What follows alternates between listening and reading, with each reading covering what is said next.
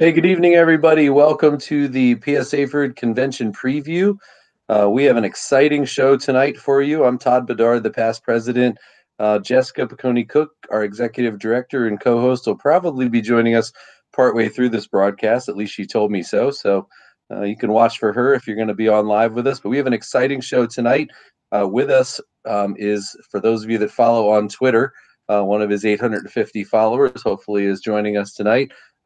At Adventure Guy, Mark Friedrich is going to join us tonight and talk a little bit about how he came up with becoming the Adventure Guy, and he's going to introduce himself here in a little bit, and then we're going to run through some stuff to talk about his appearance at the convention this year. So once again, convention will be from November 8th through the 10th, I believe, and Mark's going to be there on Friday, I think, right, Mark?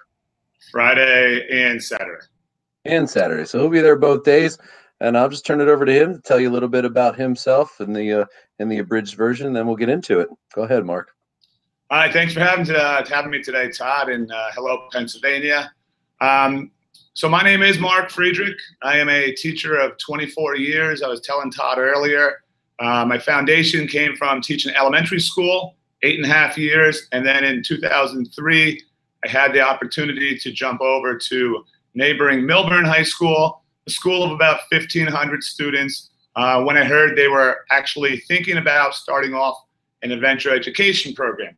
That intrigued me. It was a challenge. I jumped at it, and I've been here ever since. Now I'm in year 24. Wow. Yeah, all of a sudden, Mark, it just you wake up and half your career is over. I don't know how that happened. I'm in year 23, so I feel you there. So when I was doing some research to get ready for having you on, and by the way, thank you for being with us, man, because I have everybody I've ever talked to about doing these shows and stuff says you got to get Mark Friedrich. You got to get Mark Friedrich. So I'm so glad that we were finally able to connect and get you here and introduce you to our group. So before we do that, I just got to know. You said on your Twitter it says 15-time Tough Mudder. Like most people, that's like a bucket list thing, and then they do it and then they're done. But you did it 15 times. Is there a level of insanity to that, or is it just fitness, or how'd you get to the Tough Mudders? I hate to burst your bubble, but I need to update Twitter. I did number 16 on October 6th. Oh, wow. English chat. You know what? Tough Mudder, for me, it's a lot like adventure education.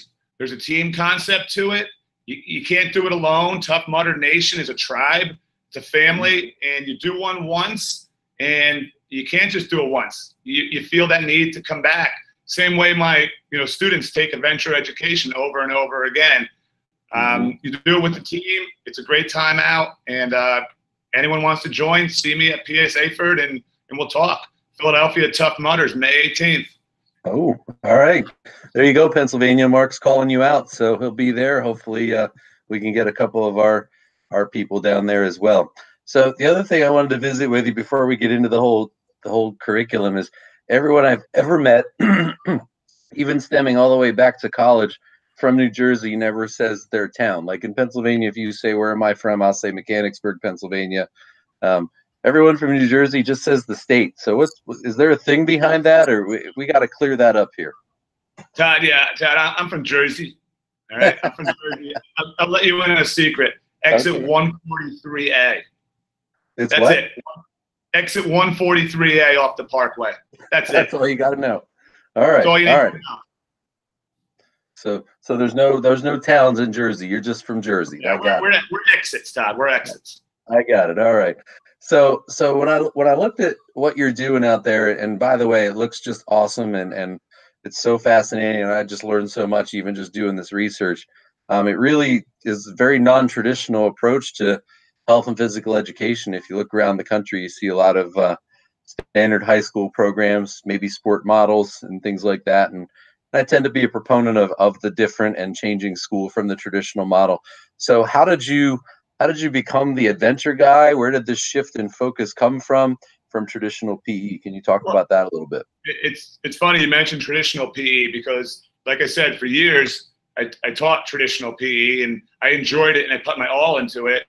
And then the opportunity came to get certified in Project Adventure, and we got sent down to Georgia, and we came back, and all of a sudden we're running this new program. And in the beginning, you know, it was great, but we really weren't equipped with the knowledge of games and activities to really make it boom.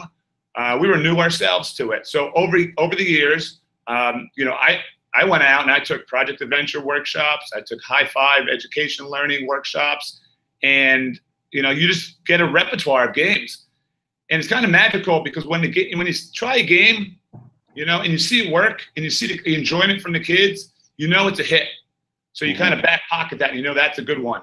And then you try something else and it kind of dominoes. But what also happened over the years is less and less people in our district wanted to teach the adventure education program.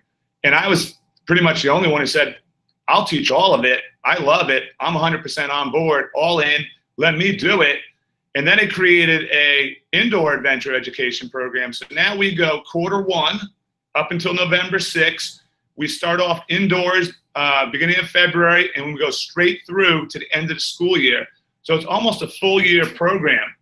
The shift to the indoors focuses really on team building, trust building, problem solving, and the indoor high elements. In addition, you know, my students can handle the technical skills, learning how to belay, learning how to tie knots, learning different types of, you know, rescue methods, things like that.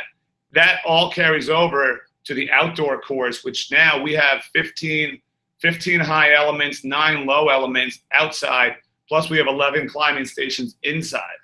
So it's definitely, I could do it all year long, but you know, they have you teaching health, and there's nothing wrong with that. I love teaching my health classes, but it's booming, and it's a good thing at Milburn High School. The parents are into it, the administration's into it, and most importantly, the students and myself are really into it. How long would you say it took for the feedback to come back positive on that? Was it kind of instantaneous and it just built from there?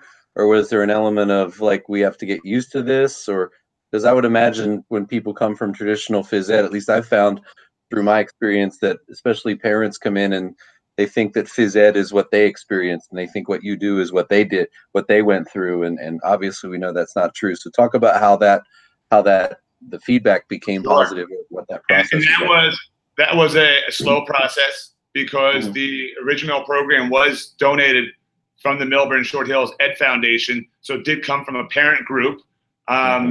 We were not as equipped to run the program as we are now. You know, we had limited equipment and it was a slow go. Once we picked up, and then I started using videos and advocating more to the parents and sending home weekly newsletters as far as this is what we're doing, and putting out YouTube links. Once the parents started seeing it and the students started talking about it, it has snowballed. It has snowballed to the fact where, I mean, to the point now where I'm doing Board of Education appearances, promotional videos for the school. You know, every YouTube video that goes out from our kids goes home to the parents. So parents now understand what it is we do, and most importantly, why we're doing it. That's awesome. So one of the things I'm sure that would come back, and I'm sure you've heard this question being presenting all over the place, is, you know, that's great, Mark. You got all that high elements course. That's great. Your school district must fund all that for you, and it's great to be from a rich school district or whatever. Can you talk about how you acquired all that stuff? I mean, I heard you say it was donated at first, but now you said you have 20 elements, I think you said. Can you talk about how that funding process took place? Did you have to do a lot of like backdoor politicking and conversations with people and so on? Talk about that a little bit. Sure. Well, the initial program, the concept of adventure education, was created by our former supervisor.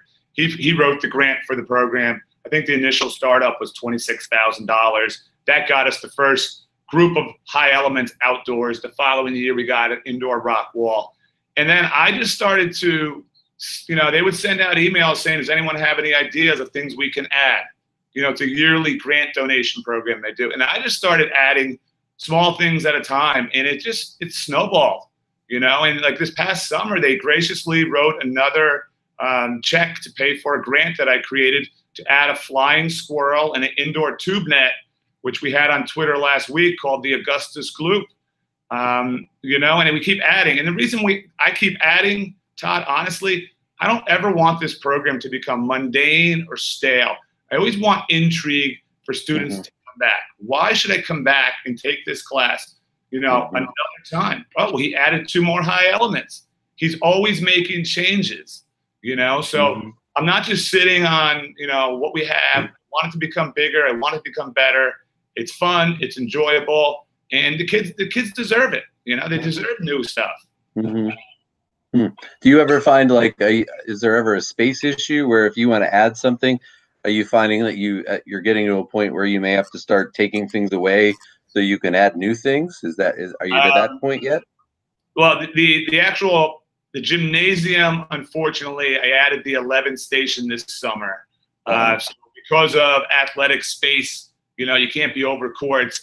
We are out of room. However, we could replace something that maybe isn't as popular, or we could do it seasonal too, where they take something down and put it back up.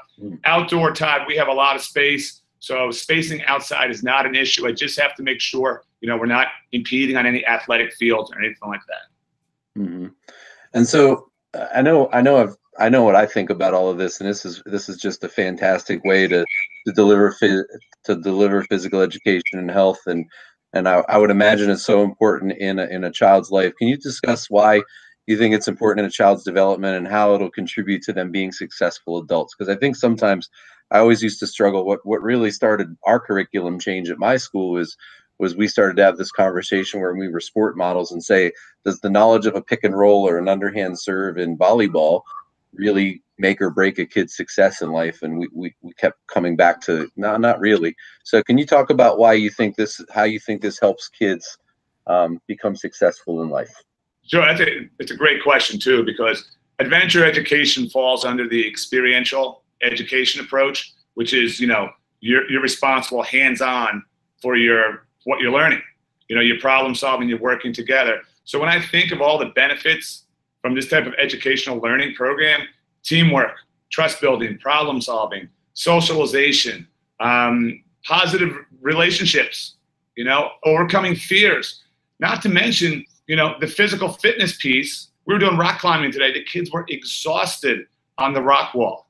But, getting back to that Tough Mudder also, they talk all the time about physical and mental challenges, overcoming that fear, and then the success you feel when you do that, the confidence, Todd, that it builds, the self-esteem boost. I also get a lot, from students that they've made new friends over the marking period. And, we use kind of a motto called Ubuntu, U-N-T-U. And the term really means I am because we are. And I tell the students all the time, you can't do this class on your own. You need this group, this team, this family to get you through it. And they really get that. Now, you can carry any one of those things I just mentioned into college, into real world, the workforce. And these are lessons that they're going to carry with them a long time. And they start, if the middle school is doing anything with this, it'll start down there. But it's starting right now with my freshmen, seeing this. So this is a non-traditional approach to doing it. And then, the games and activities we're doing, the ground level stuff, social, emotional wellness is such a hot topic now. And to have students come in on a Monday morning and tell you how their weekend was through a game or how they're feeling based off a paint chip, that is, where this program really benefits students. Because we are a highly academic institution here, and the stress is real, and the pressures academically, are real. So when they can come in and do the things I just said and relieve some of that, it's highly beneficial to children. Wow. I would imagine too that you're probably making a difference in those kids. Like I'm just visualizing the kids I've had over the years, and there's always that kid that's quiet, that doesn't seem to want to talk to anybody, that doesn't seem to really even be happy, that could have, you can just see that there's like 1,000 things going on in their minds. I would think this program probably helps that type of kid. I'm sure you have experiences like that you can share. Yeah, absolutely. We work off the challenge by choice principle. So when you have a principle like that in your program, the students know they don't have to be in the forefront as a leader. They have to be working. to the best of their ability. And if they can honestly tell me they're giving me their best, then I'm 100% happy. You know, if you know, you can only climb halfway up that rock wall, and I look up at you and you tell me, Coach, I can't go any higher, this is it. That's a huge accomplishment. And you know, if you don't want to participate socially in the activity, you just want to participate physically, that's fine too. You don't have to be shouting from the rooftops every period as a leader, but you know, you can still help out our group. So we use Challenge by Choice, and it does help socially with students. We use a lot of things like secret handshakes, secret buddies. We do small group work. The belay teams have to, you know, they have to be cohesive. But this is why, you know, we don't climb until like week 3 or 4 of the marking period. We build icebreaker activities. We build relationships. We build trust. We solve problems. Then we start talking about climbing. You know, so you can't just climb right away. You have to build the foundation so that you have some kind of connection with who you're working with. Right. That makes total sense. And again, just such a great kudos to you for doing this, because you know, many schools are paying these outward bound type of programs, which are wonderful programs, but you have it right there at your school, and kudos to you for working that hard and making the difference in those kids' lives. So let me shift gears for a minute to the convention. We're going to see you at convention. I see you have 2 sessions in there. So the first one I saw was problem solving games. Can you give us kind of a brief preview with what we'll see with the problem solving games, and how we can take that back if we don't have all the fancy elements at our schools that you have? What can we do, and what are some of the things we'll see? I mean, I'm pretty passionate about adventure education, but I can't bring, you know, 40-foot poles and a ropes course to 7 springs. What I am going to bring, I think you're really going to like. This is my 2nd time now to PSAHPERD. I'm excited to come back. I'm doing 2 sessions, adventure education, problem solving for success. I'm really excited for this one. It is going to be a total cooperative, hands-on experience. Since I'm driving out, I am bringing more equipment. I'm bringing buckets. I'm bringing Jenga blocks. I'm bringing puzzles. We are doing, you know, connect tiles, zoom in, zoom out. We're going to be working, you know, with their shoes off, building things in a cooperative way, where we're going to learn to give everyone a chance and see who's a leader and who's going to help out.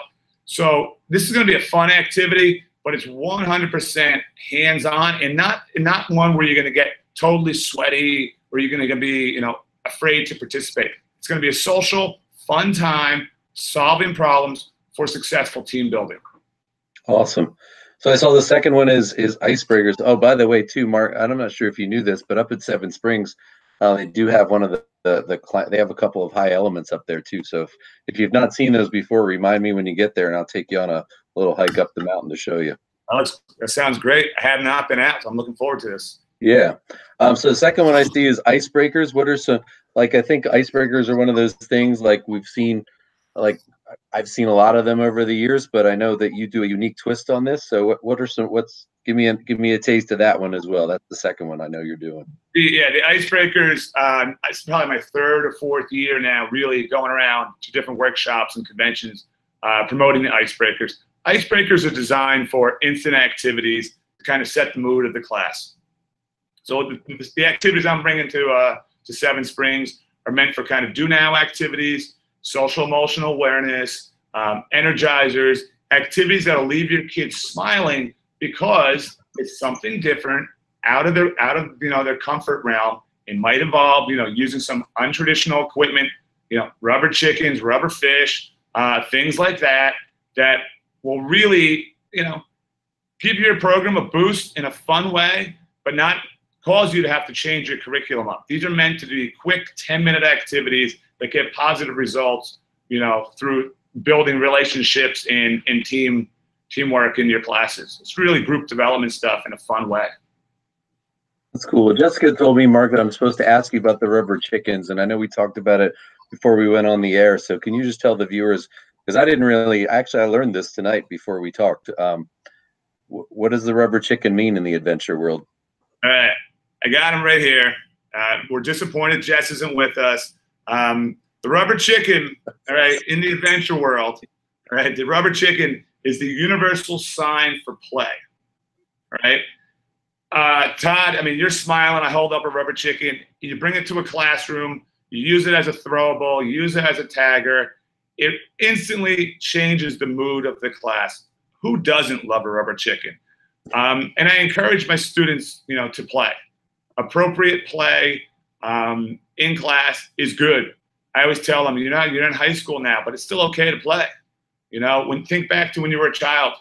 You know, favorite time was to go out and play with toys. So why can't we use props and things like that in adventure education? So I'm 100% on board with adults and high school students still need to play, hence 16 Tough Mudders. Nice. That's awesome. Well, Mark, I'm so pumped, and your passion and energy is just contagious. Like, I wish we weren't 3 weeks away right now. I wish we could do this tomorrow, and I'm so excited to see you at convention. So before we let you go, I know you have to get home to your family. I've started this little tradition this season with this. It was based on a show I used to watch from time to time called Inside the Actors Studio, and James Lipton at one of the New York universities would always ask 10 questions of the actors at the end, and it was like, what's your favorite word, what's your favorite sound, and what's your least favorite sound? So we're going to do a play on that called Twitter advice. So your answer should be about 280 characters or less, and we'll just run through 4 quick things, and just quick off the cuff, if you can share this out with our viewers, and especially the young teacher prep students may be able to draw some things. So let's are you ready for this one? Yeah, fire away. This is good. All right, here we go. So one thing that you need to do to become a great teacher. Well, becoming a great teacher takes time. It's not going to happen overnight. I think you have to be willing 100% as a young teacher to rely on veteran teachers, even if they're not in your discipline. And you have to attend professional development. You just have to. I see so many teachers just not attend state conferences, and it's a shame. You have to take advantage of professional development and be willing to ask for help. All right. The most important thing that you think kids need to learn in phys ed? Well, I mean, experiential education. All the concepts I mentioned before: teamwork, trust, relationship building, physical, mental awareness. You know, those are the things that they need to learn. Awesome. All right, couple of your favorite educators to follow on Twitter. That's a setup question. I know we're trying to get some promo for some. What do you want to hear? What do you want to hear? Liz Burkhardt, Greg Kemline, Jess Piccone Cooks. No, you know what? I got on Twitter a year ago, and honestly, I enjoy learning from everyone, because I think anyone who's doing it is providing us with valuable resources. So I'm not going to give you one specific name. I just want to say, hey, Twitter Nation, thank you, because you've made this past year one heck of a ride. That's awesome. I agree. Twitter is almost exclusively where I go to learn now, almost exclusively. All right, so final one. Eventually, all of us walk out of the gym for the last time when we call it a career. What would? Oh, actually, no. There's 2 more. Sorry, I missed one. One before that. My apologies. I screwed this up. Best advice you've ever gotten? Best advice I've ever gotten. If you want to share from who, that's cool too. No, you know what? A supervisor told me one time, don't be afraid to be different. It's really when we started up this program. Don't be afraid to try new things. Don't be afraid to be different. And if something doesn't work, try it again and see what you can do to improve it. But don't give up. Don't give up. And, not every activity works for every class, but just don't be afraid. I love it. I love it. That's awesome advice. All right. So now for the last one that I read too soon. So eventually we'll all walk out of the gym for the last time. What would you like the epitaph on your gym door to say? I'm gonna go back to. I'll give you 2. All right. I'm gonna give you 2. I'm gonna give you Ubuntu. I am because we are. The connections I've made over the years, in 24 years, and the students I've reached, I could never have done it without them. So that's definitely going to be on there. And then The final one has to be, Todd, it has to be the Tough Mudder motto. When is the last time you did something for the first time? Oh, I love that one. And it's something we live by in adventure education. We try to first time something every time we come to class. Right. That goes back to don't be afraid to be different. It's okay to play with rubber chickens. It's okay to have your high school kids throwing those Beanie Babies around because they're the ones enjoying it. I personally don't care what anyone else thinks about what's going on in my room because I know that it's positive for my students. Wow, that's awesome. Well, Mark, thanks so much for spending a little time with us tonight and sharing with us what you're going to be doing at our convention and sharing with us all the things that you're doing at your school. And honestly, like I'm inspired tonight and thank you. So come and check out Mark at our convention this year out in Seven Springs. You can follow him at Adventure Guy on Twitter. And he's got he's the YouTube Adventure Guy. I think if you just type YouTube in YouTube search Adventure Guy. Yeah, it's Mark Friedrich Adventure Ed Guy on YouTube. Subscribe to that, and the Twitter handle is at Adventure Ed Guy. Adventure Ed Guy. So my apologies. So yeah, you can check out Mark online, and if you just type his name into Google like I did, you'll find all that, which is probably why I screwed that up. But yeah, he's got a lot of great resources out there. And again, Mark, thanks so much for spending a little time with us tonight. No problem, Todd. We'll see you in a couple weeks.